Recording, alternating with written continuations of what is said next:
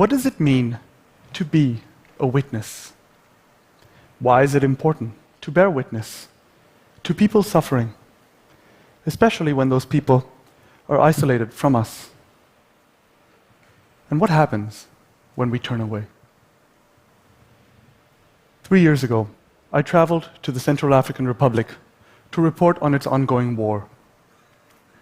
I'd heard warnings of massacres in the country's jungles and deserts. But no one could locate these massacres, or tell me who was killed, or when. I drove into this war with little information. I witnessed scenes that were tragic and unreal. And only at the end did I realize that I had witnessed the slow preparation of ethnic cleansing. The Central African Republic is a country of about 5 million people, the size of Texas, in the center of Africa. The country has known chronic violence since French colonial rule ended in 1960. The war I reported on was between the minority Muslim government, called the Seleka, and citizen militias, mostly Christian, called the Anti-Balaka. The first sign of the impending cleansing was the breakdown of trust within communities. 3 days after I arrived in the country, I watched the small city of Gaga be abandoned. A battle was about to break out, and to save themselves, many people were working as government spies, identifying friends and neighbors to be killed.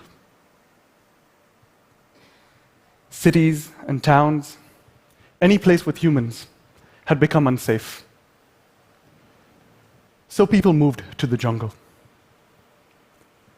I felt strangely isolated as pigs and livestock moved into the empty homes. In a war zone, you know that you are near the killing when people have left. The war moved across the jungle and reached Gaga, and I was surrounded by the thunder of bombs. Government forces drove into the jungle to attack a town, sheltering a militia. I rode on motorcycle for hours, crossing jungle streams and tall elephant grass. But I only got to the town after the government had burnt it, and its people were gone. To see if I could speak to someone, I shouted out that I was a friend, that I would not hurt them. A woman in a red shirt ran out of the forest. Others cautiously emerged from the trees and asked, "Est-ce que les gens savent?" Do people know? The question surprised me. Their children were hungry and sick, but they didn't ask for food or medicine. They asked me, "Do people know what is happening to us?" I felt helpless as I wrote down their question. And I became determined that this moment in their lives should not be forgotten.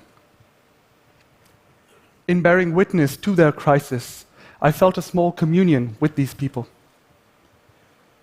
From far away, this war had felt like a footnote in world news. As a witness, the war felt like history unfolding. The government denied that it was committing any violence, but I continually drove through towns where people described government massacres from a day or a week before. I felt overwhelmed and tried to calm myself. As I reported on these massacres, I bought and ate little sweets, seeking the familiar comfort of their taste. Central Africans ate these sweets to ease their hunger, leaving a trail of thousands of plastic wrappers as they fled. On the few radio stations still operating in the country, I mostly heard pop music. As the war mounted, we received less information about the massacres. It became easier to feel a sense of normalcy. I witnessed the effect of this missing information. 2 weeks later, I slowly and anxiously drove into an isolated militia headquarters, a town called PK100.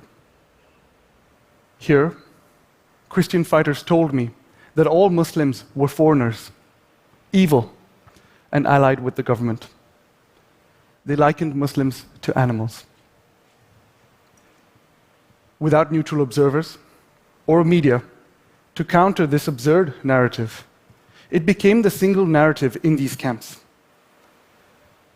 The militias began to hunt down Muslims and emptied the capital, Bangui, of nearly 140,000 Muslims in just a few months. Most of the killing and fleeing of Muslims went unrecorded by witnesses. I'm telling you about my reporting in the Central African Republic, but I still ask myself why I went there. Why put myself at risk? I do this work because I feel that ignored people in all our communities tell us something important about who we are. When information is missing, people have the power to manipulate reality. Without witnesses, we would believe that those thousands of massacred people are still alive, that those hundreds of burned homes are still standing. A war zone can pass for a mostly peaceful place when no one is watching. And a witness can become precious, and their gaze most necessary when violence passes silently, unseen and unheard. Thank you.